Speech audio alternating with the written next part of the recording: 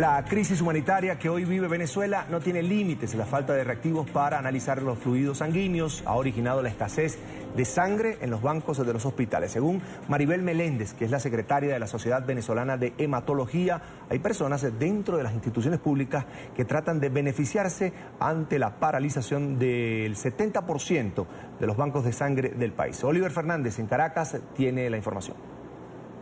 Amigos de la tarde, gracias por este contacto. Logramos ingresar al Hospital Clínico Universitario de Caracas. Allí recogimos el testimonio de una paciente que ha tenido que comprar sangre para poder curar su enfermedad.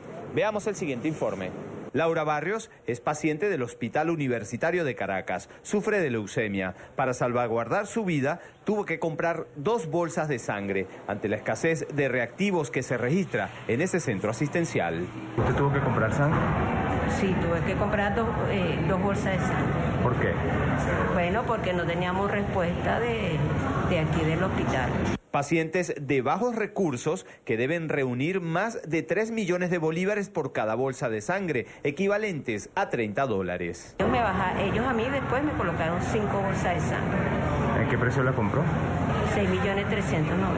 Imagínate, es una cosa fuera de lo común, porque no deberíamos, teniendo aquí gente que se sacan sangre y no haber serología aquí en un hospital. Eso es grave, eso es grave. La falta de donantes y reactivos para tratar la sangre y sus derivados, como las plaquetas y plasma fresco, escasean en los hospitales y ponen a correr a los familiares de los pacientes. Te venden la serología, porque aquí no había reactivo en el hospital. Entonces mi esposa tenía la hemoglobina en 5 y tenía que, a juro, conseguir sangre y plaquetas. Bueno, de hecho no había nada aquí, entonces tuve que ir para la clínica Sanatri y allá me vendieron la serología. Tuve que llevar donantes a mis hijos y compré la serología en 3.200.000. Cada bolsa necesitaba 2 bolsas, que traje 2 bolsas. De hecho, cuando la traje para acá no me la querían aceptar. Aparte de que no había sangre, después es un proceso para que te den la entrada de sangre al hospital y te la puedan poner a mi esposa. Aníbal, ¿desde cuándo estás tú con este proceso con tu esposa? 2 años y medio. Tengo 2 años y medio aquí en el hospital y he tenido hasta que viajar para Colombia a comprar medicina. Según la presidenta del Colegio de Enfermeras de Caracas, hay lugares en el que 1 litro de sangre se cotiza en dólares. Que una bolsa de sangre se esté vendiendo en $140 cuando los venezolanos estamos tan deprimidos económicamente por unos sueldos insuficientes que a duras penas nos permite comer, y que no puede ser que un venezolano que amerite con urgencia recibir sangre de su familiar tenga que verse en esta terrible situación, cuando es una responsabilidad del Estado venezolano garantizar el derecho a la vida y a la salud de su población. Los más perjudicados son los niños. Sin embargo, el materno infantil ubicado en Petare, al este de Caracas, vive de las donaciones. El banco de sangre no existe. Sangre acá no tiene nevera, no tiene centrifugado. Nosotros la sangre que se le coloca a algunos pacientes que lo ameriten, lo dona el Hospital Domingo Luciani. Diferentes organizaciones no gubernamentales alertan al gobierno bolivariano para que tome medidas inmediatas para solventar la crisis y así evitar la muerte de los pacientes. Hasta ahora no hay cifras oficiales de cuántas personas han fallecido por esta causa. Sin embargo, se han registrado denuncias en los principales hospitales de Venezuela. Es la información que manejamos desde Caracas y con ella los invitamos a que continúen con más de la tarde. Gracias, Oliver, en la capital venezolana por ese reporte. Vamos a saludar a esta hora a Francisco Cabezas, director de la organización Convite, encargada de las garantías y exigibilidad de los derechos humanos. Una muy buena tarde, ya lo veo en pantalla. Gracias por estar con nosotros. No, bueno, agradecidos a ustedes por esta cobertura a tan importante espacio en los cuales los activistas de derechos humanos podemos, en condiciones de equidad, poner planteamientos y escrutar la labor del Estado. Francisco, de tu intervención ante la Comisión de Derechos Humanos esta semana en Bogotá, en la capital colombiana, escuché cifras que realmente me impactaron. Y es que enfermedades como la malaria y el sarampión, que estaban erradicadas en Venezuela desde hace muchísimos años, han vuelto. Es algo difícil de entender, los números son alarmantes, te los dejo a ti. Sí, efectivamente en Venezuela tenemos actualmente en curso 4 epidemias. Tenemos la malaria, tenemos la hepatitis, la difteria y el sarampión convertidas en malaria y que están diseminadas por todo el país. Específicamente la malaria ha tenido un repunte de cerca de 365% en los últimos 4 años. Eso producto de la mala política sanitaria de que se ha implementado desde el Ministerio de Salud. Debemos recordar que más de 11 ministros en 19 años han pasado por esa cartera, lo que evidencia los baches, los vacíos de política pública y que han impactado en que estas epidemias puedan resurgir cuando países de Centroamérica más bien están celebrando que han logrado erradicar. Países como Honduras, como Nicaragua, están actualmente siendo certificados por la OMS como que erradicaron definitivamente la malaria. En Venezuela, en lugar de ello, se encuentra prácticamente diseminada en 17 estados del país, cuando ese era un padecimiento que se concentraba y se focalizaba en tan solo 2 estados de Venezuela. En el 2017, Francisco, ¿cuántas muertes se produjeron, por ejemplo, por malaria? Mira, en el 2017 tenemos registro de que se incrementó con respecto al 2016 cerca de 500 muertes por malaria. Eso tiene que ver fundamentalmente con la ausencia de los reactivos que permiten de alguna u otra forma tratar este padecimiento. Otras cifras que las estoy revisando, que causan también alarma, son las de VIH, 18 nuevos casos por día. ¿Qué es lo que está pasando?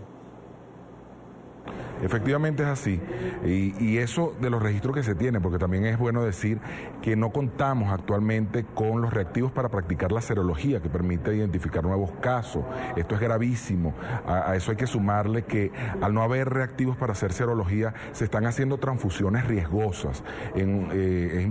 Recientemente hubo una denuncia en el hospital, un hospital capitalino, el Pérez Carreño, en el cual se estaban haciendo transfusiones riesgosas y haciendo firmar a los familiares un consentimiento de que ellos consentían la realización de una transfusión que no garantizaba digamos en este caso, la certificación de esa transfusión. Eso puede decir, eso se traduce en que mucha de esa sangre probablemente está contaminada con VIH, con hepatitis. Eso obliga a que muchos médicos se abstengan de realizar esas transfusiones porque a ellos nada los ampara. ¿Y qué han hecho las autoridades de estos hospitales? Enfrentar a los familiares con el médico, al decir que es el médico quien no quiere de alguna u otra forma hacer la transfusión. Esto es muy lamentable, sobre todo porque estamos hablando de un hospital, uno de los principales hospitales donde más se atiende personas heridas de bala y personas con trauma. Es decir, que se hacen regularmente allí transfusiones y la pregunta es, ¿cuántas de esas transfusiones riesgosas no son nuevas personas que terminan, probablemente le salvaste la vida, pero le transfundiste el VIH? Entiendo que entre las funciones que tiene la ONG Convite está precisamente establecer, Francisco, una data en relación a la escasez de medicamentos en Venezuela. ¿Qué nos dice ese registro ahora mismo? Sí, mira, esta es una metodología que nosotros diseñamos, un índice de desabastecimiento en el que hacemos monitoreo en 5 ciudades del país, 5 ciudades capitalinas. En esas ciudades capitalinas, nosotros ¿qué hacemos? En más de 170 farmacias verificamos la existencia o no de un grupo de principios activos con los cuales se trata fundamentalmente la hipertensión, la diabetes, la diarrea y las infecciones respiratorias agudas. Es bueno decir que diarrea e infecciones respiratorias agudas son las 2 principales causas de morbilidad de los venezolanos. Es de lo que más nos enfermamos. Y al hacer ese monitoreo, en la última medición que fue ahorita en el mes de enero, podemos decir que hay más de 90% de desabastecimiento de los principios activos con los que se tratan estas morbilidades. Eso es gravísimo, sobre todo porque hablamos de las 2 principales causas de morbilidad de los venezolanos, pero también hablamos de otras 2 morbilidades, que es la hipertensión y la diabetes, que son padecimientos que requieren medicación de por vida y que no consumir los medicamentos puede tener desenlaces fatales. Recientemente hemos visto en Venezuela cómo las personas mayores fallecen en las colas para cobrar la pensión porque no toman sus medicamentos. En Maracaibo específicamente, una ciudad petrolera muy rica, otrora muy rica de Venezuela, pues 4 abuelos han fallecido en las colas infartados por no tener sus medicamentos. Esto es muy grave. Y de igual forma la diabetes tiene unas consecuencias terribles sobre riñones, sobre la vista, y no consumir la glicacida, la glimbeclamida o la metformina es un deterioro sostenido de la calidad de vida de las personas que en cualquier país la diabetes no es una condena de muerte, la diabetes es sencillamente un padecimiento con el que puedes llevar tu vida normalmente, igual la hipertensión arterial. Entre tanto, en Venezuela es prácticamente una condena de muerte tener algunas de estas morbilidades. Francisco, cuando yo los escucho hablar a ustedes, así como tú, varios activistas en Venezuela, venezolanos que salen también a mostrar esta realidad, uno piensa que en Venezuela no hay una crisis humanitaria, sino más bien una tragedia humanitaria. Efectivamente, en Venezuela atravesamos algo que nosotros hemos definido como una emergencia humanitaria compleja, con todos sus elementos. Emergencia humanitaria compleja porque, bueno, tiene unas características. Una que es masiva, es decir, lo que está pasando en Venezuela ahorita transversaliza a todos los sectores sociales, a todo el país, no discrimina, pues prácticamente en Venezuela el que tiene dinero pues sencillamente no puede ser atendido en una clínica porque no hay medicina o porque se va la luz en un hospital o porque se va la luz en una clínica. Sencillamente nos atañe a todos, por eso es masiva, es sistemática lo que está pasando en Venezuela, es deliberado. Nosotros denunciamos que el daño que se está causando a los venezolanos es deliberado, es una política de Estado. Y adicionalmente a eso, la otra característica de las emergencias humanitarias complejas es que quienes ocasionan la crisis, que es el propio gobierno, pueden tener en sus manos la capacidad de resolverla, pero como lo decimos, pareciera haber un deliberado interés en causar daño a la población. Y lo notamos por poner un ejemplo, vemos como en el hospital JM Los Ríos, unas máquinas de transfusión pues pueden durar 2 años sin arreglar y resulta que lo pueden resolver, arreglan 2 máquinas en 2 días, es decir, que lo que hacía falta era que fuese alguien a repararla. Entonces, pareciera que hay un deliberado interés en no reparar, en no mantener, en no tomar medidas sanitarias que se requieren. El tema de la malaria se ha diseminado por todo el país porque el Estado deliberadamente no ha puesto en marcha lo que se llaman los cercos epidemiológicos. No hay en toda la explotación del oro en Venezuela, prácticamente es una explotación de rancherías, en donde no hay una política de control del mosquito que transmite la malaria. Entonces vemos que efectivamente en Venezuela, más que una emergencia humanitaria, hay el deliberado interés en causar daño a una población. El propio Estado reconoce acá que efectivamente hay una crisis, pero que se la endosa o le atribuye la culpa a un bloqueo que no entendemos. En Venezuela hay reportes de ausencia de retrovirales aproximadamente desde el año 2006, desde el año 2004 incluso, ya hay reportes de desabastecimiento de medicina. En ese entonces no había bloqueo económico, en ese entonces teníamos la más grande bonanza petrolera que haya conocido Venezuela. ¿Y qué pasó? Es decir, entonces, por tanto, no podemos atribuir al bloqueo económico la responsabilidad de la actual situación que está atravesando Venezuela y que está cobrando vidas.